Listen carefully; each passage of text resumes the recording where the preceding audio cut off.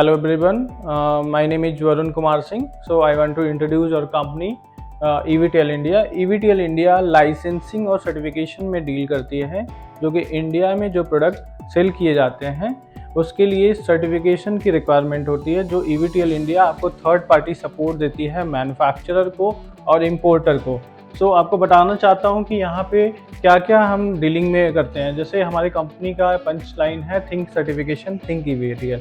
सो बताना चाहूँगा ट्रेनिंग में हम क्या कैसे ट्रेनिंग देते हैं। जैसे किसी कंपनी में ISI मार्क लेना है तो उसके लिए हम ट्रेनिंग प्रोवाइड करते हैं कि मैन्युफैक्चरिंग सेटअप के बाद लैब सेटअप होना ज़रूरी है, और सेफ्टी रिक्वायरमेंट के लिए कैसे लैब सेटअप होना चाहिए एज़ पर BIS स्टैंडर्ड। तो इसमें आपको बताना चाहूँगा और कंपनी 9001-2015 सर्टिफाइड कंपनी है, और हमारे कॉन्टैक्ट नंबर है, और साथ में हमारी ईमेल ID ऑल्सो है। अगर आपको कोई सर्टिफिकेशन की रिक्वायरमेंट होगी तो आप इस पर कॉन्टैक्ट कर सकते हैं, और हमारी वेबसाइट भी है www.evtlindia.com। और मैं आपको FMCS के बारे में समझाना चाहता हूँ कि FMCS क्या है। BIS एक ऑटोनोमस बॉडी है जिसमें काफ़ी सारे प्रोडक्ट को इंट्रोड्यूस किया गया है सर्टिफिकेशन के लिए, कि कोई भी प्रोडक्ट इंडियन मार्केट में सेल किया जाएगा तो उसकी क्वालिटी मेंटेन करना ही, तभी उसके बाद मैन्युफैक्चरर या कोई डिस्ट्रीब्यूटर उस प्रोडक्ट को सेल कर सकता है। BIS को कौन ले सकता है? BIS केवल मैन्युफैक्चरर ही ले सकता है। और BIS है क्या? BIS एक ऑटोनोमस बॉडी है जो कि हर प्रोडक्ट के लिए इम्प्लीमेंटेशन करती है। स्टैंडर्ड वाइज प्रोडक्ट सर्टिफिकेशन में एक स्टैंडर्ड पैरामीटर बनाया जाता है जिसमें प्रोडक्ट पास होता है, तभी वो इंडियन मार्केट में सेल कर सकते हैं प्रोडक्ट को। तो मैं FMCS को बताना चाहता हूँ। तो FMCS क्या है? जो लोग फॉरेन मैन्युफैक्चरर से प्रोडक्ट परचेज करके इंडियन मार्केट में सेल करते हैं तो वो फॉरेन FMCS डिपार्टमेंट में अप्लाई करते हैं।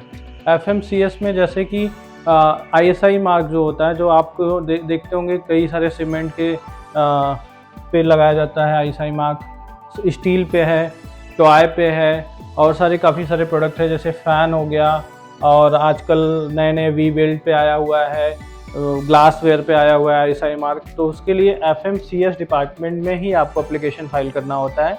तो FMCS में केवल मैन्युफैक्चरर ही एप्लीकेशन फाइल कर सकता है। साथ में ये सपोर्ट के लिए इंडिया में एक AIR बोलते हैं जिसको ऑथोराइज इंडियन रिप्रेजेंटेटिव।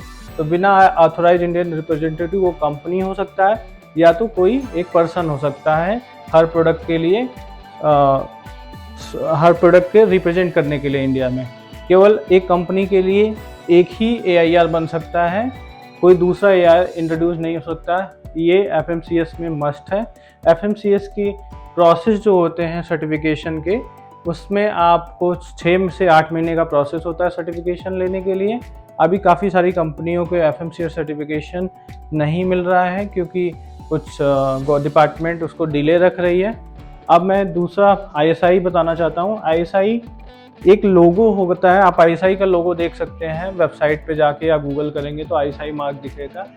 ये लोगो जो भी मैकेनिकल के प्रोडक्ट हैं, इलेक्ट्रिकल के हैं, केमिकल के हैं, उसके अलावा काफ़ी सारे डिपार्टमेंट जैसे टॉय में होता है, तो सब पे ISI मार्क लगा के ही मैन्युफैक्चरर उसको प्रोडक्ट को सेल कर सकता है, किसी भी होलसेलर को या कंज्यूमर को सेल कर सकता है। तो इसमें ISI जो मार्क होता है उसके लिए प्रोसेस डोमेस्टिक मैन्युफैक्चरर में 2 स्टेप दिए गए हैं। एक नॉर्मल प्रोसेस दिया गया है, एक सिंप्लीफाइड प्रोसेस दिया गया है। तो नॉर्मल प्रोसेस में क्या होता है कि ISI के नॉर्मल प्रोसेस में प्रोडक्ट को टेस्ट नहीं कराना पड़ता है। आपकी फैक्ट्री में आपकी परमिशंस पे आपका लेआउट प्लान होना चाहिए, लिस्ट ऑफ मशीनरी क्या है, लिस्ट ऑफ इक्विपमेंट क्या होना चाहिए एज़ पर स्टैंडर्ड। उसके बाद आपकी कंपनी का KYC जैसे GST हो गया, पैन कार्ड हो गया, आधार कार्ड डायरेक्टर का हो गया। साथ में उसके अलावा आपकी फैक्ट्री में क्वालिटी कंट्रोल इंजीनियर है कि नहीं, आपकी प्रोडक्ट सेफ्टी पर्पज़ के लिए एज़ पर स्टैंडर्ड क्या क्या टेस्ट परफॉर्म हो रहा है, वो उसके सारे डॉक्यूमेंट ऑनलाइन BIS के पोर्टल पे सबमिट किए जाते हैं। एक गवर्नमेंट का जो ऑनलाइन फ़ी आता है, आप ISI मार्क के वेबसाइट पे जाके मानक ऑनलाइन पे चेक कर सकते हैं। उसके बाद नेक्स्ट स्टेप पे आते हैं। उसमें जब आप गवर्नमेंट पेमेंट करेंगे तो ऑफिसर BIS का ऑफिसर अलॉट होता है। वो ऑफिसर क्या करता है, आपके फैक्ट्री में एक दिन का विजिट करेगा, और उसमें सारे डॉक्यूमेंटेशन चेक करने के बाद आपके जो 1 डे पॉसिबल टेस्ट होता है उसको पॉसिबल टेस्टिंग परफॉर्म आपके क्वालिटी कंट्रोल इंजीनियर से चेक करेगा कि ये प्रोडक्ट आपका पास हो रहा है या फेल हो रहा है। अगर पास होगा तो सैंपल सेम डे में सील करेगा और एक BIS NABL ऑथोराइज लेबोरेटरी होती है, उसमें आपका सैंपल जाता है जो जिस पे QR कोड लगा होता है। ये नहीं पता चलता है कि वो सैंपल कहाँ से आया हुआ है, वो लेबोरेटरी उसको टेस्ट करके ऑनलाइन अपलोड करती है, जिसके बिहाफ पे उसके पहले ही जब आपका डॉक्यूमेंट नंबर आ जाता है उसके बिहाफ पे ही आपको मिल जाता है लाइसेंस। वो सिंप्लीफाइड प्रोसेस में होता है। बट नॉर्मल प्रोसेस में जब सैंपल का टेस्ट रिपोर्ट आता है तभी आपको ISI का CML नंबर मिलता है। और CML नंबर का मतलब है कि एक यूनिक नंबर जो कि आपके प्रोडक्ट के लिए मिला हुआ है, केवल आपकी फैक्ट्री के लिए है।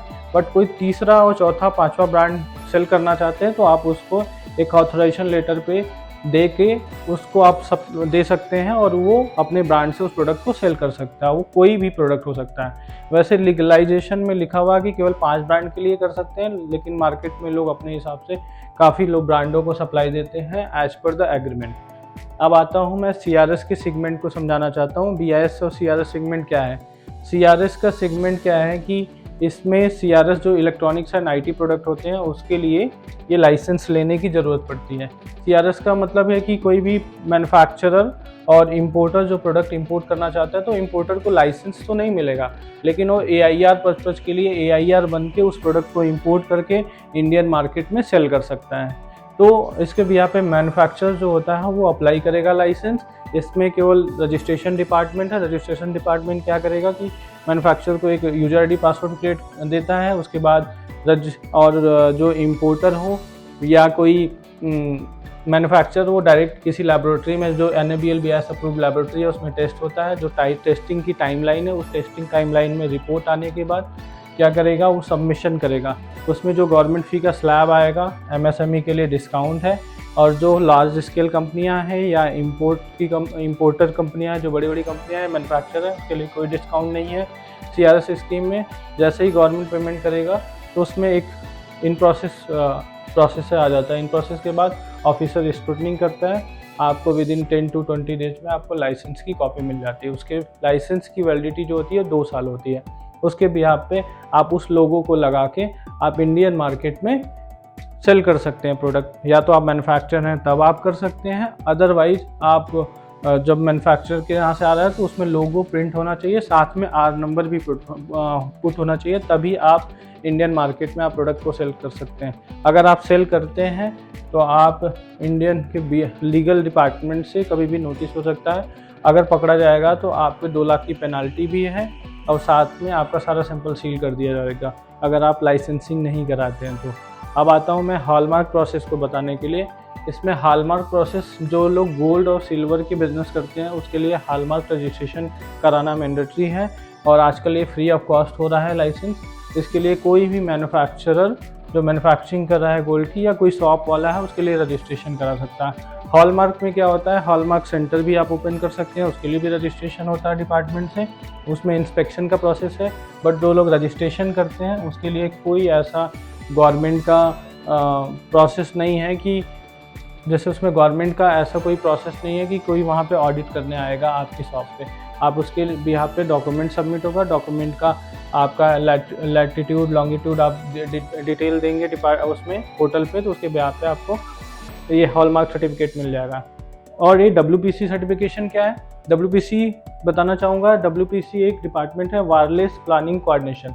वायरलेस प्लानिंग कोई भी प्रोडक्ट इंडियन मार्केट में जो वायरलेस फ्री फ्रिक्वेंसी बैंड है तो उसमें एक ETA मिलता है। तो ETA लाइसेंस अप्लाई करने के लिए आपको WPC डिपार्टमेंट में फाइल करना पड़ेगा।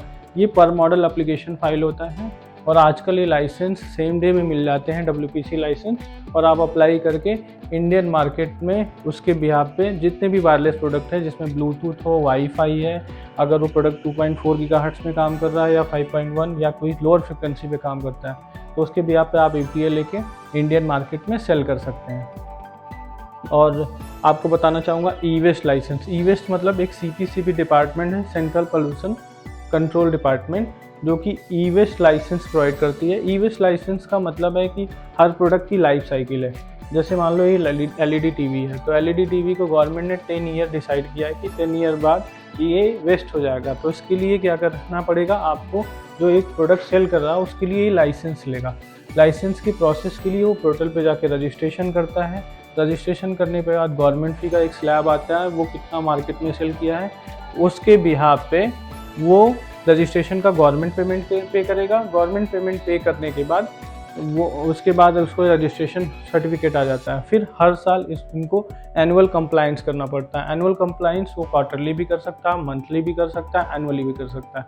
इसमें जो प्रोडक्ट इंडियन मार्केट में सेल किए गए हैं उसके लिए लाइसेंस लेना है, क्योंकि जब वो प्रोडक्ट इंडियन मार्केट के कंज्यूमर जब उसको यूज करते हैं तो उसकी एक लाइफ साइकिल डिसाइड की जाती है कि ये 10 साल बाद कहीं ना कहीं रिसाइकिल के लिए चला जाएगा किसी रिसाइकलर के पास। तो इसमें क्या करना पड़ेगा, एनुअल कंप्लायंस में एक रिसाइकलर इसको मार्केट से कलेक्ट करेगा कबाड़ी वाले से, उसके बाद क्या करेगा, इसको रिसाइकिल करेगा प्रोडक्ट को। इसके बाद वो क्रेडिट सेल करता है, जो जिस ब्रांड का आप प्रोडक्ट आप परचेज कर रहे हैं वो उसके बिहाफ पे आयरन, कॉपर और गोल्ड, फेरस वो रिसाइकलर से उस मैन्युफैक्चरर या इम्पोर्टर के लिए पोर्टल पे लेगा, तो उसकी लाइबिलिटी जीरो हो जाती है। ये लाइसेंस हर मैन्युफैक्चरर को और हर इम्पोर्टर को लेना है। या रिफर्बिशर भी आता है इसमें, तो ई वेस्ट लाइसेंस लेना ही मैंडेटरी है, तभी वो प्रोडक्ट के लिए लाइबल है मार्केट में सेल करने के लिए। अदरवाइज उसके लिए पेनाल्टी है डिपार्टमेंट का, तो वो पेनाल्टी के लिए अगर आप लाइबल हो सकते हैं।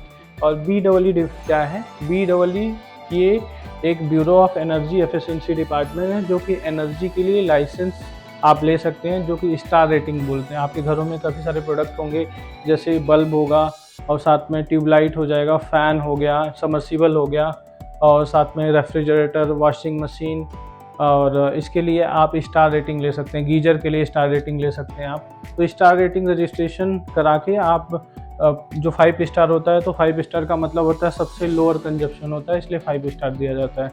तो 5 स्टार प्रोडक्ट आप परचेज करके एनर्जी कंजप्शन कम कर सकते हैं। इसके लिए रजिस्ट्रेशन लेना पड़ता है। इसमें ब्रांड वाले भी रजिस्ट्रेशन ले सकते हैं और मैन्युफैक्चरर भी ले सकते हैं। इसके लिए 2 स्टेप होता है, एक ब्रांड अप्रूवल कराया जाता है, फिर मॉडल अप्रूवल करते हैं।